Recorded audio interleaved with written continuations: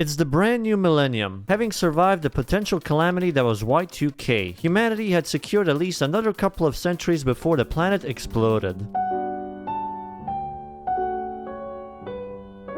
Okay, that's a bit over dramatic, but the point is, everyone was celebrating and we continue to make some decent progress in technology. We'd get some really cool games to spend our leisure time in, which at the month of November gets a bit better thanks to the release of Metropolis Street Racer by Bizarre Creation. But to be real, the story truly begins in the year 1996 with their biggest title back then, Formula 1. They were effectively hired by Sony to fill the roster of games for the PlayStation. This was Bizarre Creation's debut 3D title, making it their biggest project ever at the time.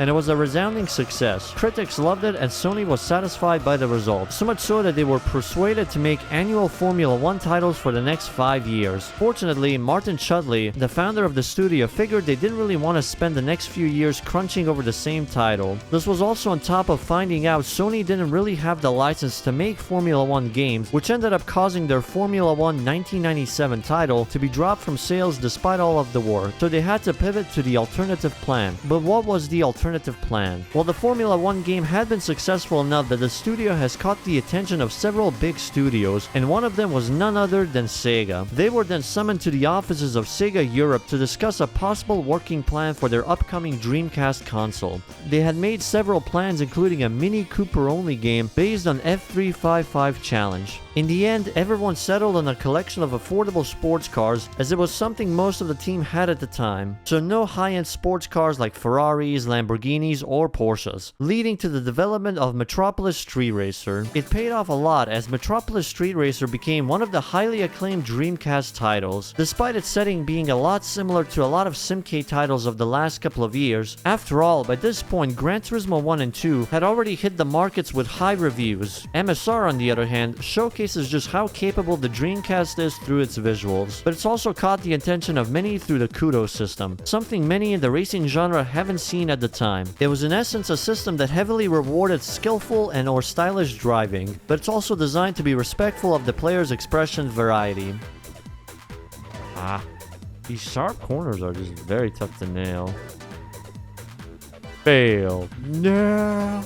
Take away my license for such piss performance. Literally lost kudos because of that. Losing the points is easy, as any penalty does this, but gaining them can be done by simply driving very cleanly or pulling off sick moves over the corners by drifting. If you manage to beat the events without any penalties, you also gain bonus kudos at the end, rewarding skilled driving even more. Certain objectives can also be met to gain kudos, as it also serves the way to progress. This is spread out through 25 chapters in the single-player campaign, each unlocking after earning enough kudos with their own race event types. There's the hot lap race, which functions like a time attack race, timed rounds where you're tested to go as further as you can in a set amount of time, one-on-one race, which is pretty self-explanatory, being the closest thing to a boss race with the amount of rubber band these guys are given by default, street races, not to be confused with the career title, the basic circuit race with 3 other opponents on track, and finally the championship events, usually capping off the chapters with multiple street race events with scoring enabled. So it's safe to say everything revolves around the kudos economy. Something this crucial and integrated into the game's core system could easily ruin the whole experience if there's any point where things feel like it's too lenient or too grindy. Luckily, they managed to nail its balancing for the most part. It gives a lot of leniency since you only need to fulfill whatever requirement the event needs from you to bank out the earned kudos, which will then be used to gain progression. So you don't really need to win most of the time, as finishing third in championships or getting bronze in any other event would still help you progress. There are also some alternative events scattered all over, like the overtake challenges. They're good to break the monotony of regular race events with new challenges to tackle.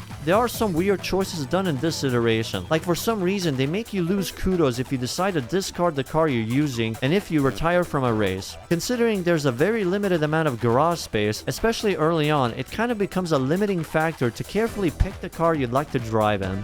Kudos earned per stage are also saved like a high score, making the act of grinding individual stages stage is not as rewarding. You could even lose kudos if you decide to retry a stage where you managed to earn a lot of them. On the other hand, however, the game lets you customize the challenge of each event. Making things hard gives you more kudos and vice versa. So there's a strategic depth here to account for, whether or not you are capable of beating higher challenges with your current car or a slightly faster option. It makes the act of earning kudos not only serve as a way to progress, but a really addictive system of getting high scores in every event. Genuinely, this game would have been a grind hell if they ever decided to add a style meter next to it. If you're unsure, there's the option to do a practice run first without affecting kudos. However, there is another thing remaining regarding the kudos system, that being the Joker. Tommy was so creator of the room. Let me introduce you to the new Joker.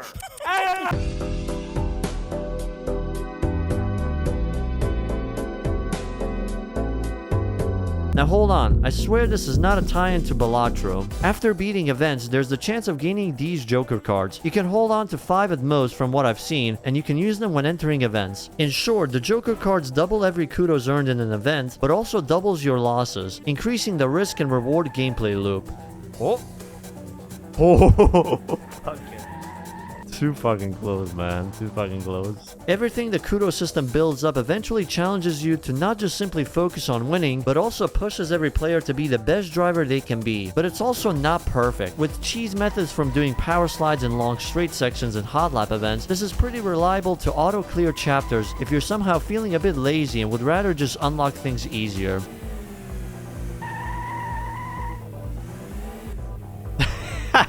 There's an option to change the default messages from earning kudos from sliding, receiving penalties, and driving the wrong way. There are custom messages you can put on the screen for personal amusement. Penalty. There we go.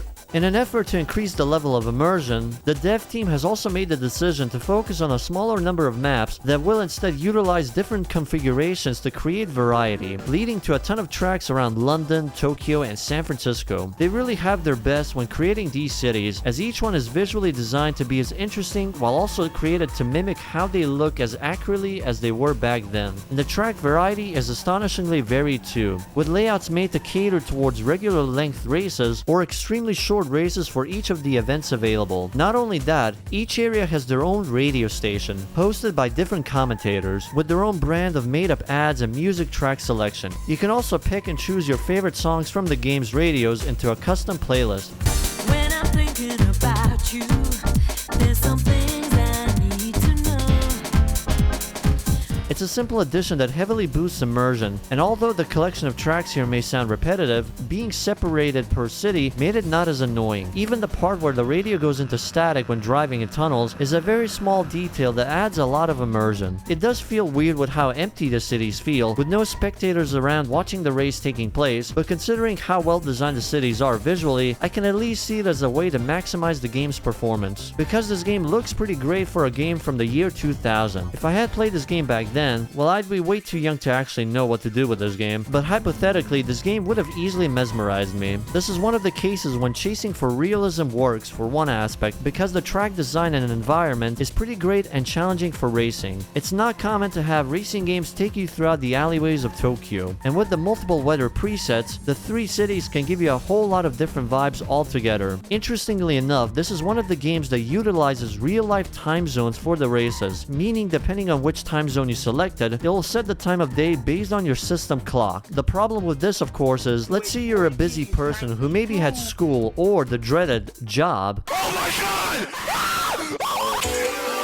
And you only have free time on specific hours. That means unless you tinker with the time zone settings, you'll always race on the same time of day. I can definitely appreciate the attempt here, but as you can see, it easily backfires when real-life routines start playing as a factor. More to that, some special races also require you to enter a specific time window, really pushing people to just change the time zones. This is in line with the decision to have realistic and affordable sports cars as the main focus, of which there are 56 cars available, based on brands featuring your usual Japanese, German, Italian, British, and French. If you like more unusual options, there are some bonus cars like the buses and taxis from each nationality of the map and a lawnmower.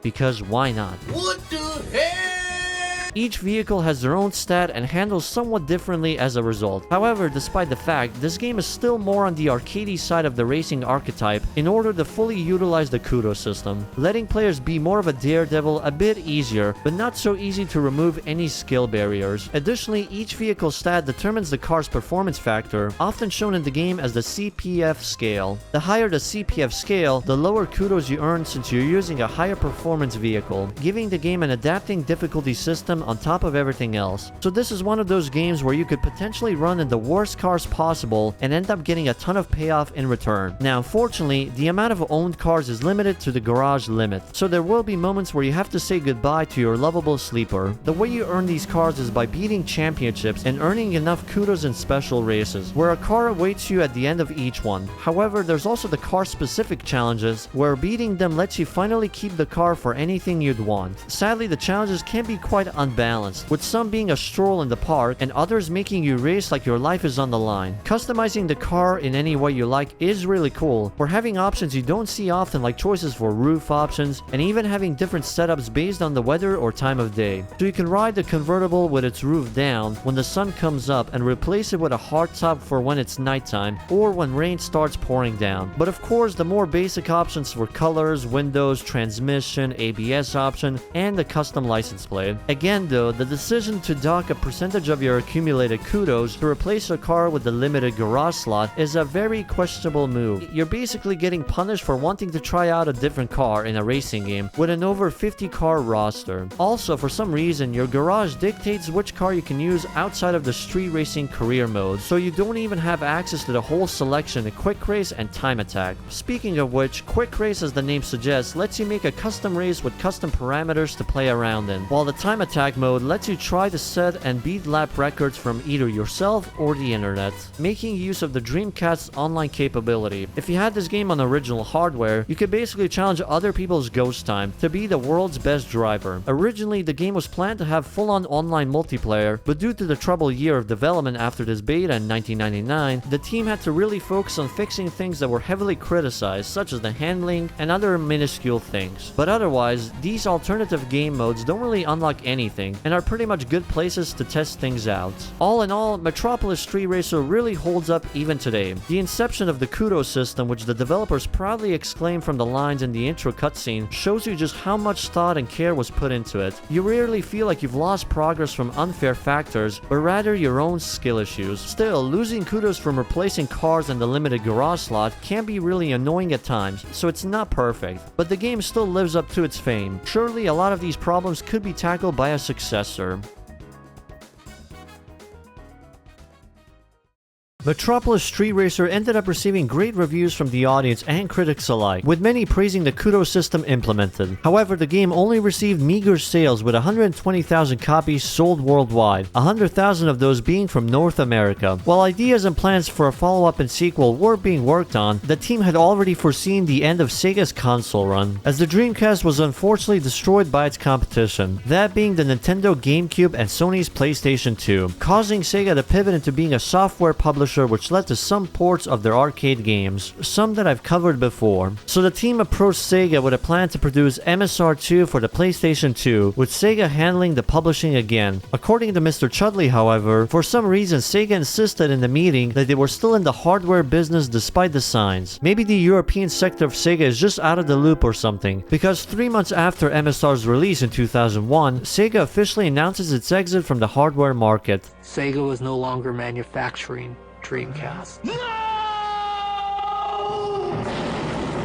In the midst of this transitional chaos, Sega had given the rights to the game and everything attached to the development team, so the kudo system and features of the game can be used again. Obviously, the exceptions are the licensed content, that being the cars and ads seen in the game and the trademark name, meaning they couldn't use MSR2 as a sequel title. During this period, Microsoft was in the middle of its original Xbox development, looking for dev teams that would be willing to partner up and create exclusive games for their upcoming new console. The team, pouncing at the chance, fans pitched an idea to them being a mix of F1 and MSR. So basically F1 but only in city courses, with probably a pinch of the kudo system involved. But apparently Microsoft had simply pointed at MSR and asked, can we just have that again? According to the interview, working at Microsoft was a stricter experience than it was with Sega. As Mr. Chudley exclaims, working with Sega was like being in the Wild West. They were given complete freedom to work on the game with minimal feedback, so a lot of the game were effectively features and mechanics built out of pure passion. By comparison, working for Microsoft had a lot more structure and behind the scenes planning, which is something that could be seen from the future of the series. Now, just because they were requested to make MSR again for Xbox doesn't mean it's a simple job of copy and pasting, as the team had to rewrite the engine so it fits in the new hardware they were working on. With the addition of having to make the game as a launch title, time is an even bigger constraint this time around. Released in November of 2001, exactly a year after MSR's European release, so you can probably imagine just how much crunching was done for this title to launch alongside the Xbox. From the cover, there's clearly a change in direction from the original idea of an affordable sports car-centric racer. Besides that obvious glaring change, the game is basically what Microsoft has ordered, more Metropolis Street Racer. The way progression has been structured is pretty much the same as MSR's. I would probably say around 85 to 90% of the game is pretty much the same as before. Most importantly, the unique selling point being the kudo system is back with a bit of tweaks to some of its functions. It still rewards players for either driving in style or the flawless execution. You don't really lose kudos anymore, instead just breaking down the combo for mistakes. It kinda lowered the difficulty ceiling, since you can make a lot of mistakes and the only thing you'd lose is the potential kudos right before. Almost everything you do will earn kudos. Power sliding, two-wheel driving, getting air, overtaking, and driving fast. Those kinds of stuff. And hitting opponents won't stop the ramp up. Only hitting the walls will do that. I'm definitely excited for that if you guys say it's a vast improvement.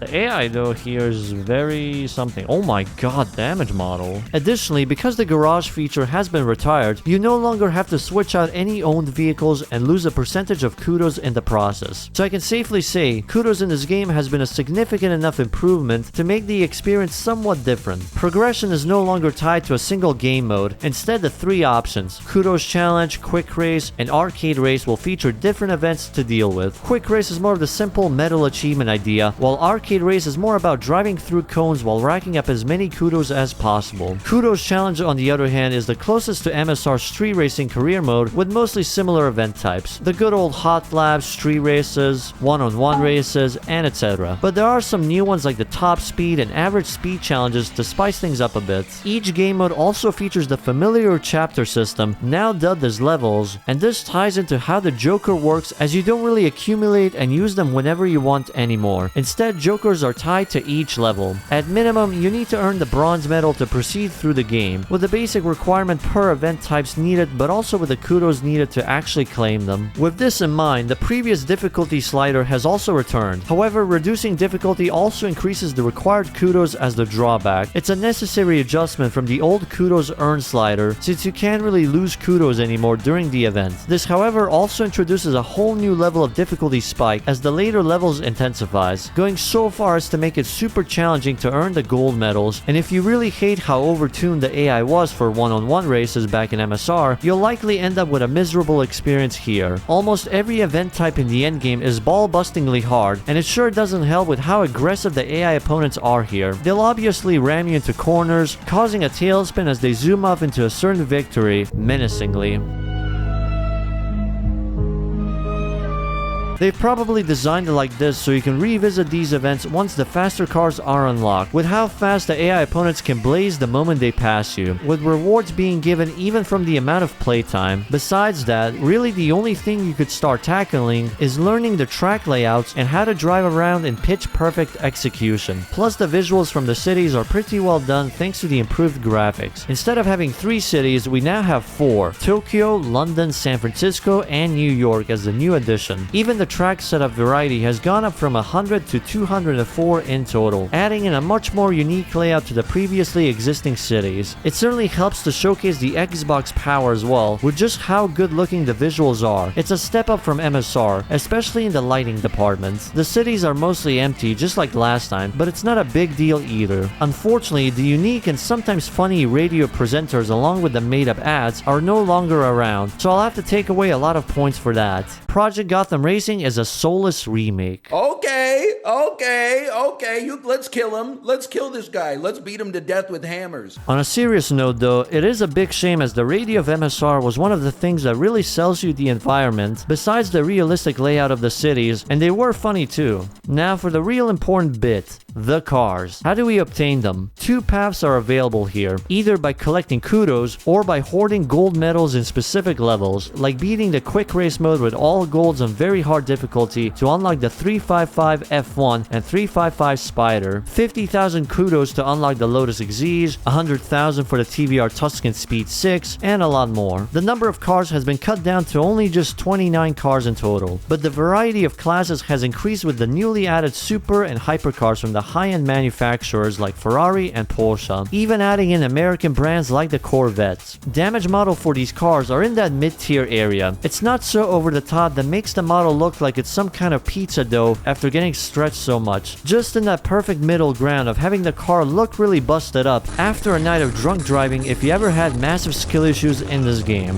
The customization feature from MSR has also been dropped in favor of simpler things like an easier to digest stat meter for information and the color selection as the only customizable feature. Some of them coming in with their own liveries from recognizable rally or race visuals, which also had to be unlocked through the Kudos challenge, all gold medals in level 13. It's kinda jarring how these unlocks are really only available at some endgame tiers. They were clearly banking on having these as the main motivation to push people for replayability. There's even a bit more unlocks outside of car selection, like the driver helmet options from every hour you play the game, with the 3rd and 4th hour unlocking new tracks and time trial. Yeah, you had to play the game for 3 to 4 hours to actually be able to drive these tracks in time trial for some reason, or the 5th hour to actually unlock a Metal Pursuit event mode, which is a challenge designed for every single car individually in order to unlock the custom paint skins. You can even do free roam on the city roads if you manage to get all silver or golds in the Kudos challenge mode for the corresponding city. It's a bit empty since the game obviously does not have any pedestrians or traffic around, but it's pretty cool being able to just take in the scenery just to appreciate how these places are designed meticulously. I'm not sure if some of these unlock requirements are a lot better than the system clock based time of day. At least with that one you could just tweak the settings to do certain special races, but I think that's what makes Project Gotham Racing 1 a bit awkward to analyze directly after Metropolis Street Racer. Clearly there are improvements over its predecessor. The removal of the garage system, so no more car limits, no more kudos penalty from replacing cars and retiring from events. But then there's the really questionable choices, like bumping up the difficulty by making opponents be as fast as the old one-on-one opponents, the time-gated rewards and unlocks that makes the game pretty iffy and repeat playthroughs, although it's also hard to blame the developers for some of these questionable changes or additions, since this game is developed in significantly less time than MSR did, being fully made in less than a year in order to chase the Xbox release date, just so it can be a part of the launch title of this brand new console. And just for that, they did a really good job rebuilding everything from scratch. The game definitely works really well. The Kudos system has been improved, and everything visually looks better than ever.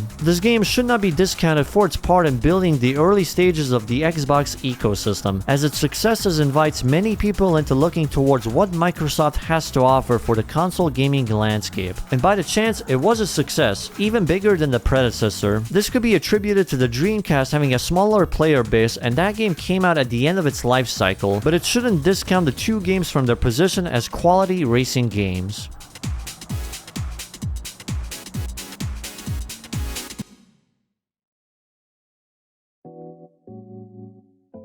Thanks to the success, Microsoft had greenlit a sequel shortly after the release of PGR1, with development this time being a bit more lax at the very least, but the team was aiming way higher than ever before, that apparently even Bill Gates himself was emailing ideas for the next game. Lo and behold, 2 years later in 2003, PGR2 would officially release, now featuring more improvements to the Kudos system, career setup, and of course more cars. Like a lot of cars. We're talking Pagani, Koenigsegg, Ascari, and Bentley being added into the roster. But is it really all good though?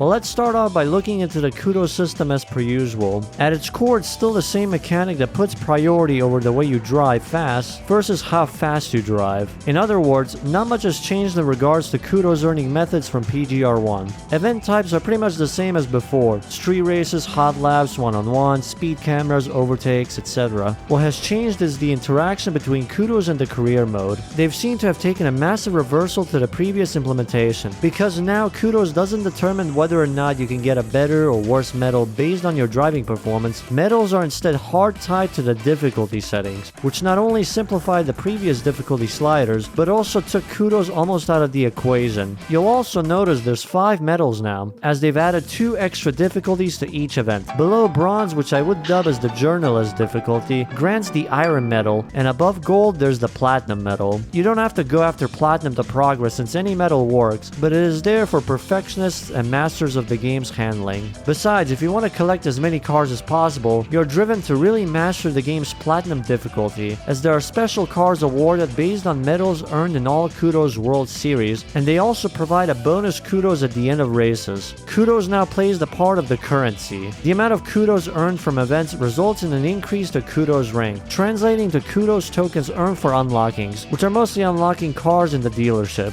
Overall, this is way more forgiving for anyone having issues gaining Kudos beforehand. As someone who likes this system, however, it feels like the system has been nurtured in favor of mainstream appeal. Most of the replayability now comes from attempts to master the highest difficulty, in order to get enough Kudos to purchase every car available. Of course, this change also removes the Joker's primary function away, hence its absence. On a positive note though, the limitation and difficulty options has given them a much better time at balancing the difficulty. They feel significantly more fair than before. On Iron Medal difficulty, everything is pretty much a cakewalk. On Platinum, perfection becomes mandatory most of the time. Any repeated mistake can mean an instant retry. Time targets become unattainable and opponents fly off into the sunset. Another thing that has changed comes from the career distribution, with the Kudos World Series and Arcade Racing. Kudos World Series is the closest thing to the Street Racing mode from MSR, and previously Kudos Challenge mode, containing 14 different series of races based on different categories of cars, starting off with the Compact Sports series and then going up to the Super and Hypercars series. Most cars can be bought using the Kudos tokens, but there are a couple unlocked through natural progression. Arcade Racing is more of a challenge mode. There's 60 medals in total, split into 3 challenges between street racing, timed runs, and cone challenges, each covering 20 medals. Unlike Kudos World Series, Arcade Racing locks the track and vehicle used to the events, so it's really up to skill whether or not you will win. There's also time attack, circuit challenge, and car challenges, but you'll need to unlock circuits and cars through Kudos World Series first, bringing back the custom races from MSR, as they also take you through brand new locations all around the world. This is where the biggest change seems to come for this game, as they drop the previously city and track layout template. If you love the previous city maps, however, those are dropped in favor of having more cities with more of the normalized track layouts, so there aren't many short courses like the old ones. Replacing the old cities now is Hong Kong, Barcelona, Moscow, Edinburgh, Washington DC, Chicago, Florence, Sydney, Yokohama, Stockholm, and the Nürburgring. That's 10 cities from each corner of Europe, North America, Asia, and Australia, and these tracks look really good. They're mostly better looking than the previous cities, even if there's less to see in each city than before. Since most of these cities either only have around 7 to 8 track layouts, there's a bit more quality over quantity approach for each. It definitely helps now that this game had more development time. You can tell that the team had more of a chance to really squeeze the original Xbox capabilities to make some significantly greater visuals than before, although it also comes at the cost of the game being locked at 30 FPS. The radio overall has become the usual generic setup. There's no region or city exclusive tracks, no custom made ads to sell you the immersion of being in that region, no presenters, and everything is just collected in a single playlist. You can still make your own custom playlists like usual though. As for the cars, to fit with the new series-based progression in Kudos World Series, there's now a ton of cars to match the numerous series-based race events. Several brands made their debut like Koenigsegg, Pagani, Ascari, and Bentley, and Porsche, totaling at around 120 cars if we also include the expansions. There are reports that they had outsourced the car modeling to a smaller company, resulting in some of the cars having questionable qualities in accuracy or lack in details.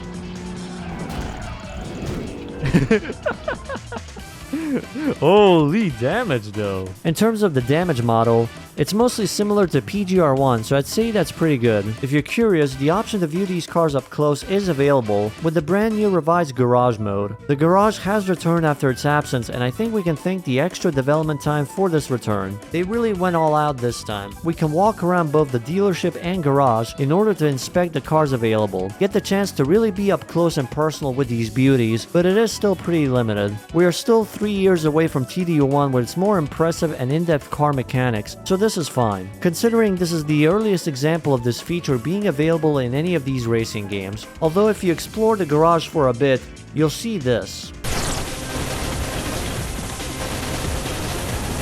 This is a full-blown arcade game inside this game. It's really well designed, and just like every arcade game, it's so addictive you might end up going bankrupt from the one more try mentality. Luckily, there's no additional cost to play this game. There's no microtransactions, kudos requirements. Thanks to the popularity of this minigame, nowadays you can play this game separately without having to play Project Gotham Racing, even becoming a brand new franchise with 3 releases. While we're on this topic, there's also links to some unfinished cars that could have made it into the game, but didn't for reasons. They're mostly European cars, like the Marcos Mantis LM, Mercedes-Benz CL65 AMG, BMW Z8, BMW M Coupe, and Maserati 4200 GT. The last two actually have a model in the game files without any audio. Judging by the fact this cancelled Maserati car is the only vehicle from that brand, it's likely a problem with the manufacturer's surface. It's even the only car to actually have a physics data in the code, meaning it was 90% completed, with only missing audio files left to complete its inclusion.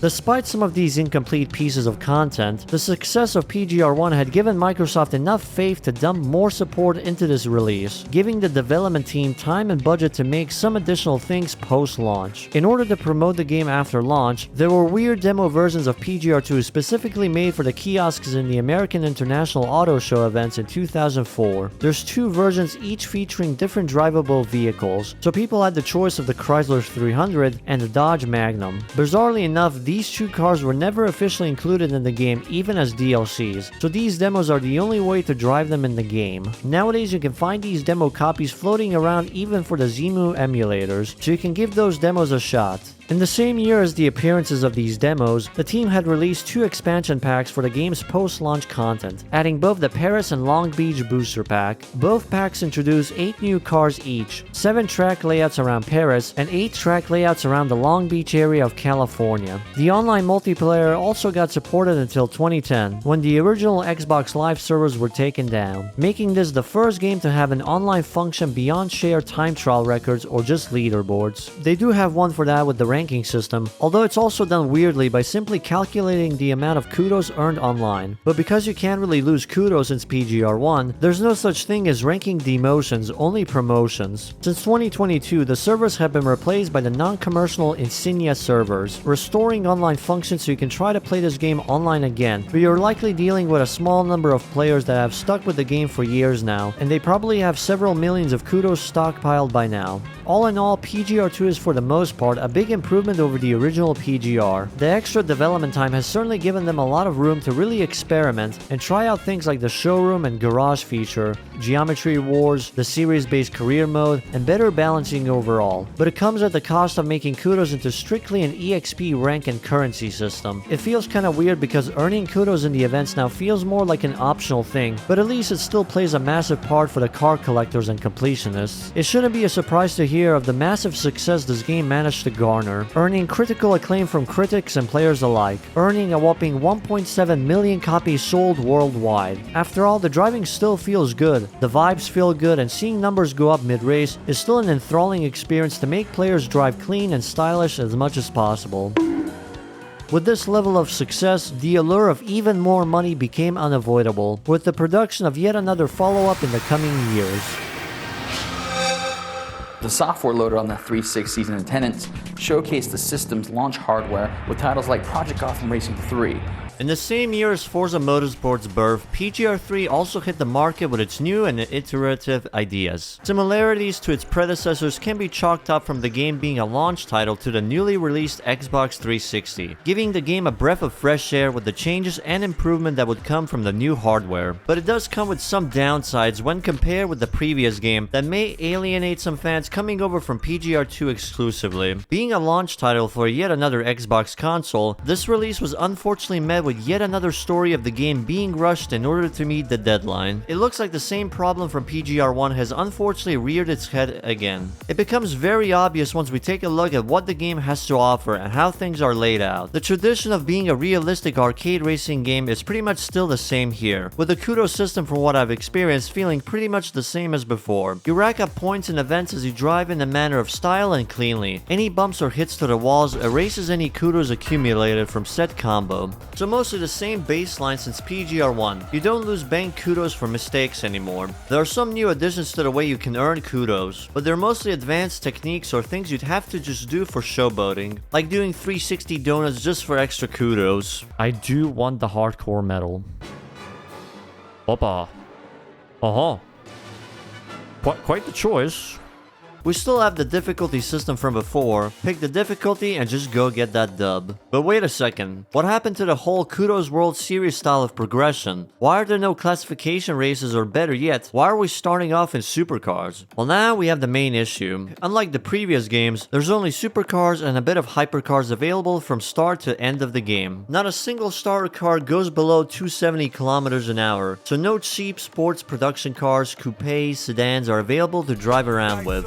Depending on how you see it, this can be an exciting thing since the speed progression starts off fast. It gets your adrenaline pumping even from the very first race event. On the other hand, this sort of became the antithesis to the original idea of MSR, racing around realistic looking cities with affordable cars that most people would be able to own in real life. That part of the charm is gone thanks to this decision. I've tried to look up more reasoning behind the choice to simply use supercars as well, and I've managed to find an interview with Ben Ward, discussing the choice to take away the slower cars. Apparently 70% of PGR2's players didn't even go beyond the 4th Kudos World Series out of boredom. They haven't even unlocked the Ferrari Enzo or the Koenigsegg. This certainly explains the supercar only selection, and why there's a lower car count than before, besides the game being rushed to launch with the console of course. Every single one of these cars had to be remodeled for the new Xbox 360, with even more polygon counts than before, and with the new first-person camera, it's hard to really blame them. At the very least, there is progression with speed, all thanks to the 5-tier classification levels. So you start off from the slowest supercar Class E to the fastest supercar, hypercar, and Class A. The damage model feels like it's a bit nerfed from before. Some elbow grease is actually necessary to make the cars show any form of slight damage than the usual dings to the walls. And the garage feature from the last game is back once again, this time with more visuals via the multiple layouts and locations available. But it's also cool for them to make it completely free. Every time you fill up a garage, the next one just gets unlocked. Obviously, Geometry Wars is back. In fact, it was so good,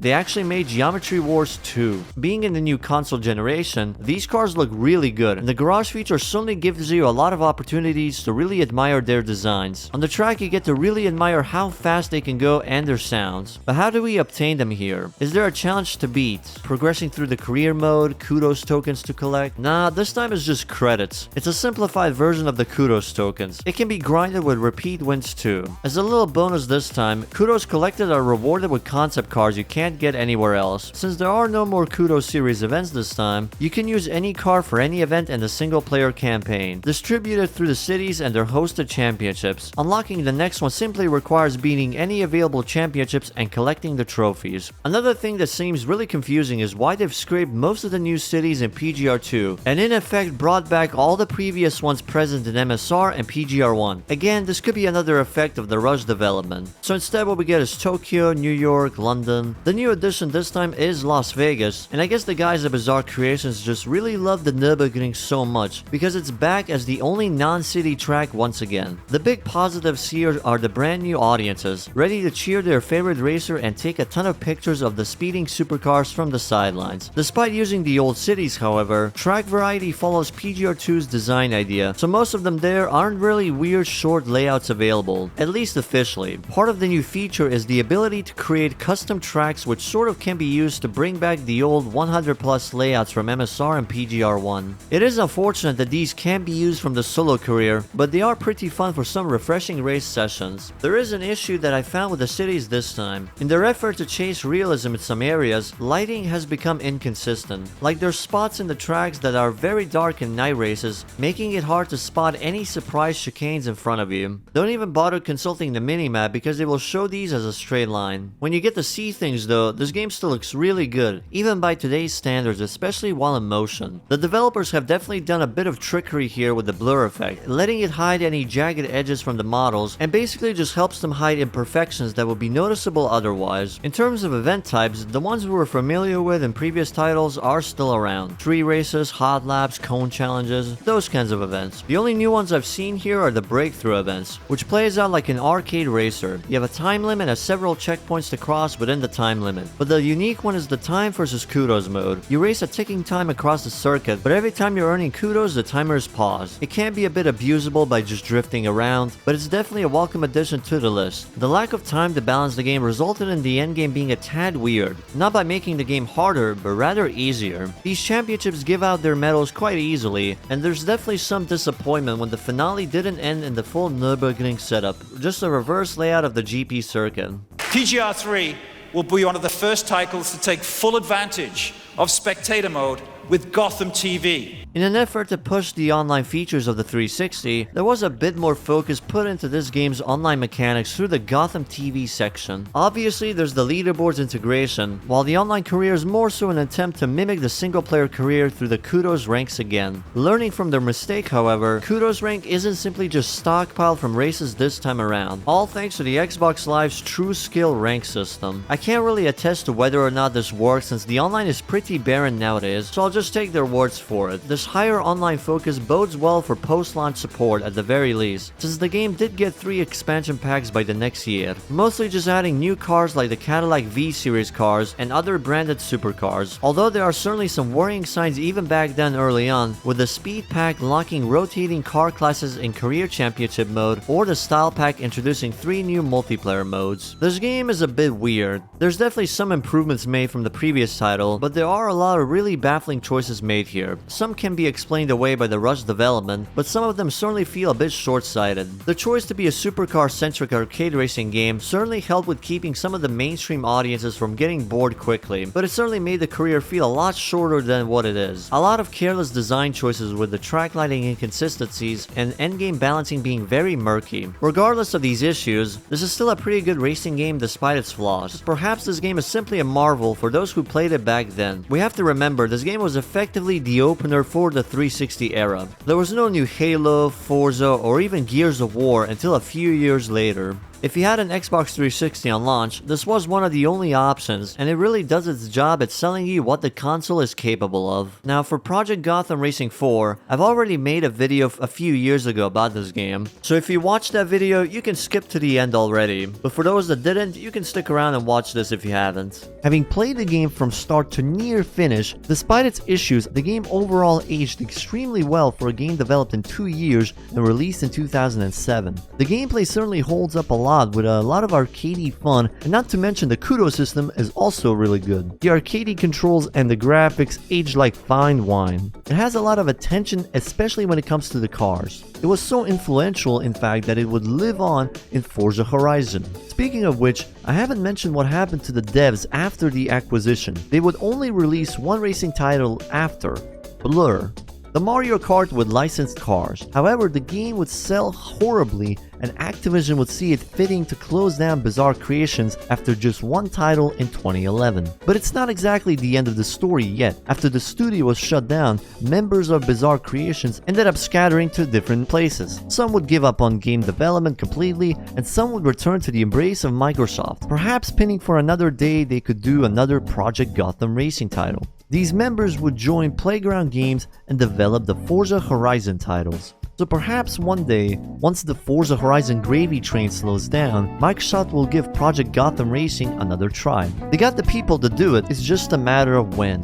But aside from the PGR devs, what about the relationship that started all of this? Sega and Microsoft would continue to have a bit of a supportive relationship after the original Xbox, but it's only until recently where said relationship would blossom again. In the last few years, Sega and Microsoft have been working together once more to bring titles that were previously console exclusives or regional exclusives for the Xbox and PC, with titles from the entire Yakuza saga, including the Judgment games and the Western release of their formerly regional exclusive MMO, Phantasy Star Online 2. Oh yeah, and then there's also the Persona games as well. I keep forgetting that Atlas is owned by Sega. That is technically the end of the franchise, at least officially. In another reality, we might have gotten Project Gotham Racing 2 years after PGR4 to sort of follow up that tradition of bi-yearly development cycle. However, Bizarre Creations had attracted the attention of Activision, making them a target of acquisition for the juggernaut. During this weird time, a couple of mobile-only releases would appear. They seem to be mostly developed by Glue Mobile, a mobile game developer with a massive appearance rate in these old mobile games. There was a Java version which I covered in this video. It's a pretty accurate adaptation to PGR3 specifically, and they've done the best they could, down from UI designs to career structure being pretty similar, with maps around London, Paris, and San Francisco. Another version of the mobile ports beyond this was the Symbian version. It seems the game has better graphics at the cost of very excessive pop-ins, while having more content than the Java versions. The last mobile port, titled as Project Gotham Racing Ferrari Edition, was instead made only for the Zune HD, an early touchscreen mobile MP3 device by Microsoft made to combat the iPod Touch and its meteoric rise in the mainstream audience, looking like a PSP port and seems to play somewhat fine for early touchscreen phones.